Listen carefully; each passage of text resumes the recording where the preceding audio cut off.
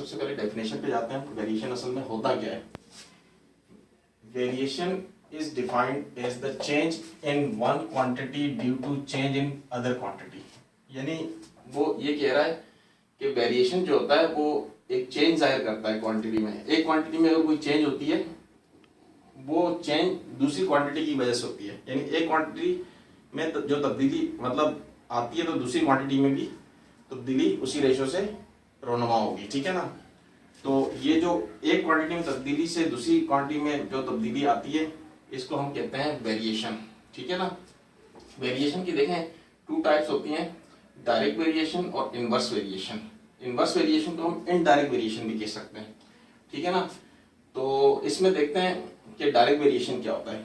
जैसे for example अगर एक चीज के बढ़ने से दूसरी चीज भी बढ़े, यानी एक चीज अगर बढ़ रही है तो दूसरी चीज भी बढ़े, तो इसको हम कहते हैं डायरेक्ट वेरिएशन। जैसे फॉर एग्जांपल कि वेरिएशन मैं दो चीजों के दरमियान चेक करूंगा। ठीक है ना। जैसे फॉर एग्जांपल अगर मैं 10 किलो आटा लाता हूँ और 10 किलो आटा जो है ना वो 5 लोग खाते हैं। ठीक है ना। तो मतलब आटे का और अफराद का के दरमियान अगर हम वेरिएशन निकालें, ठीक है ना, यानी क्या होगा कि जितने अफराद बढ़ते जाएंगे आटा भी इतना ज्यादा कंज्यूम होगा। ठीक है ना। यानी आटे की कंजम्पशन बढ़ती जाएगी। यानी अफराद और आटे का ताल्लुक अगर इसके दरमियान वेरिएशन हम चेक करें तो अफराद अगर बढ़ेंगे तो आटे की मिकदार भी ज्यादा यूज होगी। ठीक है ना। तो एक चीज के बढ़ने से दूसरी चीज भी बढ़ गई। ठीक है ना। तो ये जो आटे की मिसाल मैंने आपको दी है ये डायरेक्ट वेरिएशन है। ठीक है ना। कि फर्ज करें कि 10 अफराद जो है ना 5 किलो आटा जो है 2 दिन में खत्म करते हैं। ठीक है ना। तो 20 अफराद जो है ना वही 5 किलो आटा एक दिन में खत्म कर लेंगे। ठीक है ना। यानी हम यहाँ पर जो वेरिएशन चेक कर रहे हैं वो आटे की क्वांटिटी और अफराद के दरमियान चेक कर रहे हैं। अफराद बढ़ रहे हैं तो आटे की क्वांटिटी भी ज्यादा सर्व हो रही है, तो ये डायरेक्ट वेरिएशन होगा। ठीक है ना। इनवर्स वेरिएशन किसे कहते हैं या इनडायरेक्ट वेरिएशन किसे कहते हैं कि एक चीज के बढ़ने से दूसरी चीज कम हो जाए, तो उसको कहते हैं इनडायरेक्ट वेरिएशन। फॉर एग्जांपल कि एक घर तामीर हो रहा है, उसको 10 अफराद जो है ना तामीर कर रहे हैं। ठीक है ना। अफरादी कुव्वत अगर मैं बढ़ा दूं और 20 अफराद कर दूं तो जितना टाइम उस घर को तामीर करने में 10 अफराद का लगता है उससे आधा टाइम लगेगा। अब मैं वेरिएशन किसके दरमियान चेक कर रहा हूं, यानी उस घर को बनाने में जो टाइम खर्च हो रहा है उसका वेरिएशन और अफराद का वेरिएशन। कि अफराद की क्वांटिटी हम अगर बढ़ा रहे हैं तो टाइम उधर से कम हो रहा है। ठीक है ना। यानी 10 अफराद जो है ना वो ज्यादा टाइम खर्च कर रहे हैं। 10 अफराद अगर ज्यादा टाइम खर्च कर रहे हैं तो अफराद को डबल कर दूंगा तो टाइम मेरा आधा खर्च होगा। तो टाइम और अफराद के दरमियान अगर हम वेरिएशन चेक करें तो ये इनवर्स वेरिएशन है। अफराद बढ़ा दिए तो टाइम उधर से कम हो जाएगा, तो एक चीज के बढ़ने से दूसरी चीज कम हो जाएगी, तो वो इनवर्स वेरिएशन कहलाएगा या इनडायरेक्ट वेरिएशन कहलाएगा। ठीक है। अब कुछ क्वेश्चंस हैं जो कि हम करते हैं इसको। इसमें 18.1 का ये चैप्टर 18 है और इसकी एक्सरसाइज 18.1 हम करा रहे हैं, जिसमें find the ratio of the following, इनका रेशो मालूम करना है। ठीक है ना। वेरिएशन के अंदर रेशो निकाला जाता है। रेशो का मतलब होता है हिस्से ना, कि मतलब एक चीज के बढ़ने से दूसरी चीज कितने हिस्से बढ़ रही है, या एक चीज के कम होने से दूसरी चीज कितने हिस्से कम हो रही है। ठीक है ना। तो उसको हम रेशो कहते हैं। ठीक है ना। जैसे फॉर एग्जांपल यहाँ पर सोल्यूशन करते हैं सवाल क्वेश्चन नंबर 1 का फर्स्ट पार्ट दिया हुआ है। पहली बात तो इस बात का ख्याल रखिएगा कि यूनिट सेम होनी चाहिए। अगर ये केजी है तो ये भी केजी होना चाहिए, ये ग्राम है तो ये भी ग्राम होना चाहिए। अगर यूनिट अलग अलग होंगे तो हम उनको पहले सेम यूनिट में कन्वर्ट करेंगे। बेहतर क्या है कि बड़े यूनिट को छोटे यूनिट में कन्वर्ट करते हैं। जैसे फॉर एग्जांपल एक अगर किलोग्राम है तो दूसरा ग्राम है, तो किलोग्राम को भी हम ग्राम में कन्वर्ट कर देंगे, यानी बड़े यूनिट को छोटे यूनिट में कन्वर्ट कर देंगे। यूनिट सेम हो जाएंगे, उसके बाद हम रेशो निकालेंगे। ठीक है ना। रेशो निकालना है इसमें, तो इसमें देखें 70 आ जाएगा, पहले ये रेशो का साइन आ जाएगा और 28 आ जाएगा। ठीक है ना। इसको जो है ना मैं इस फॉर्म में भी लिख सकता हूँ, डिवाइड की फॉर्म में। अब इसको सेम टेबल से हम काटेंगे दोनों को ना, और जब कटना बंद हो जाएंगे वही हमारा आंसर कहलाएगा। ठीक है ना, यानी सिंपलेस्ट वैल्यू, इसको सिंपल कर दूंगा मैं कट करके आपस में, ठीक है ना, सेम टेबल से। तो देखिए 2 के टेबल से कट हो रहे हैं, 2 1 2, 2 4 8, 2 3 6 और 1 आगे चला गया, 2 5 10, ठीक है ना, तो 35 आ गया। अब जरा गौर करें कि ये 7 के टेबल में ये 35 भी 7 के टेबल में आता है, 14 भी आ रहा है, 7 2 14, 7 5 35, ठीक है ना, मजीद अब नहीं कट रहे। तो इसका मतलब मेरे पास क्या आया, 5/2 आ गया।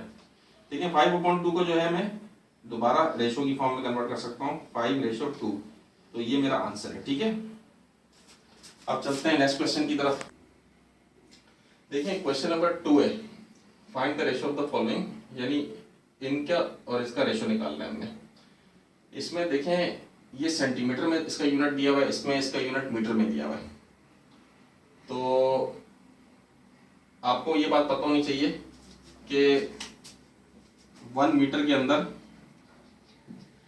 100 सेंटीमीटर होते हैं, ठीक है ना। तो मैंने कहा था कि बड़ा यूनिट इसका मतलब मीटर हुआ, मीटर को हम छोटे यूनिट में कन्वर्ट करेंगे सेंटीमीटर में, ठीक है ना। तो यहाँ पे मैं जब क्वेश्चन स्टार्ट करूंगा तो मैं यहाँ पर ये बात लिख दूंगा कि 1 metre is equal to 100 centimetre. तो मैं यहाँ पे 100 सेंटीमीटर यूज करूंगा, ठीक है ना। अब सब क्वेश्चन हल करते हैं। 60 उठाया और रेशो का साइन लगाया, रेशो निकालना है, और 1 मीटर के बजाय 100 सेंटीमीटर मैंने उठा लिया। अब मैंने कहा था कि इसको हम यूं ऊपर नीचे भी लिख सकते हैं, यानी डिवाइड की फॉर्म में। तो अब इसको सेम टेबल से काटें, आसान तरीका ये कि 0 से 0 को कैंसिल कर दूं। अब देखें 6 सा बच गया, ये 10 बच गया, ये 2 के टेबल से कट रहे हैं, 2 3 6, 2 5 10। अब 3 और 5 जो आया ये आप मजीद नहीं कट सकते सेम टेबल से, तो लिहाजा हमारा आंसर यही हो जाएगा, 3/5 बचा। इसको दोबारा रेशो की फॉर्म में कन्वर्ट करके लिख दूंगा और ये मेरा आंसर है। ठीक है, ये हमारा।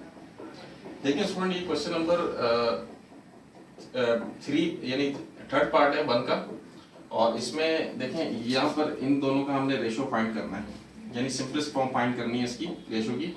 मगर ये सेकंड में दिया हुआ है, ये मिनट में दिया हुआ है। तो बड़ा यूनिट मिनट है, छोटा यूनिट सेकंड है। तो हम मिनट को भी सेकंड में कन्वर्ट करेंगे। जैसा कि आपको पता है कि 60 सेकंड का 1 मिनट होता है, तो 3 मिनट के अंदर कितने सेकंड होंगे, तो यकीनन 180 सेकंड्स होंगे, ठीक है ना। तो हम जो है ना यहाँ पर ये बात शो कर देंगे, यानी 3 मिनट में कितने सेकंड होते हैं, 180 सेकंड्स होते हैं, ठीक है। अब हम 3 मिनट के बजाय 180 सेकंड यूटिलाइज करेंगे, ठीक है। तो 40 आ जाएगा और 180 आ जाएगा 3 मिनट की जगह। अब 40 आएगा ऊपर और 180 आएगा नीचे। अब इनको आपस में 0 से 0 कैंसिल। अब सेम टेबल से देखें कट रहे हैं तो काट देंगे। 2 के टेबल से कट रहे हैं, 2 2 4, 2 9 18, ठीक है ना। तो क्या हो गया, 2/9 बचा। अब इसको रेशो की फॉर्म में कन्वर्ट कर देंगे दोबारा, तो ये हमारा आंसर हो गया, ठीक है। देखें यहाँ पर ये ml है और ये लीटर है, ये मिलीलीटर है, ये लीटर है। देखिए लीटर बड़ा यूनिट है, लीटर को हम मिलीलीटर में कन्वर्ट करेंगे। हमें ये सबको एक बात पता होनी चाहिए कि 1000 मिलीलीटर मिलके 1 लीटर बनाते हैं। तो यहाँ पर हम ये बात शो कर देंगे पहले कि इसका मतलब है 1 लीटर के अंदर 1000 मिलीलीटर होते हैं, तो 2 लीटर के अंदर कितने होंगे, 2 लीटर के अंदर 2000 मिलीलीटर होंगे। एक बात का स्टूडेंट खास ख्याल रखिएगा कि बड़े यूनिट को आप छोटे में कन्वर्ट कीजिएगा, तो आपके लिए आसानी होगी सॉल्यूशन में, ठीक है। तो 200 अब ये आ जाएगा, रेशो का साइन आ जाएगा, और 2 लीटर के बजाय 2000 मिलीलीटर यूज करूंगा, ठीक है। इसको बेटा हम डिवाइड की फॉर्म में लिख सकते हैं। 00 से 00 कैंसिल हो गया, ये 2 1 2, 2 1 2, 0 वैसे ही उतर जाएगा, ठीक है। तो मजीद नहीं कट रहा, तो ये 1/10 आ गया, ठीक है। अब 1/10 को मैं रेशो की फॉर्म में कैसे लिख सकता हूँ, 1/10। ये हमारा आंसर हो गया, ठीक है। देखिए स्टूडेंट, ये 135 डिग्री है और ये 360 डिग्री है, ठीक है ना। तो यहाँ पर ये आपको पता है डिग्री एंगल को शो करता है, और यहाँ पर जो है ना ये यूनिट दोनों के सेम है, ये भी डिग्री ये भी डिग्री, तो लिहाजा हमने कुछ करना नहीं है, इसको डायरेक्ट इसका सोल्यूशन करना है। 135/360, ठीक है ना, की फॉर्म में, रेशो की फॉर्म में लिखा। अब इसको डिवाइड की फॉर्म में हम लिख के सेम टेबल से कट करेंगे, ठीक है ना। 135/360। अब देखें 5 के टेबल से दोनों कट हो रहे हैं। 5 7 35 हो जाएगा, तो 1 बचेगा, 1 आगे चला जाएगा, 5 2 10, ठीक है, ये पूरा कट गया। अब 5 2 10, 3 बचा, 3 यहाँ पर आ गया, 35 हो गया, 5 7 35, ठीक है ना। अब जरा आप गौर से देखें, 3 से कट रही है ना। 3 9 27 हो गया, 3 1 3, 3 2 6 हो गया, 1 आगे चला गया, 3 4 12। अब देखें 3 से दोबारा कट रहा है, 3 3 9,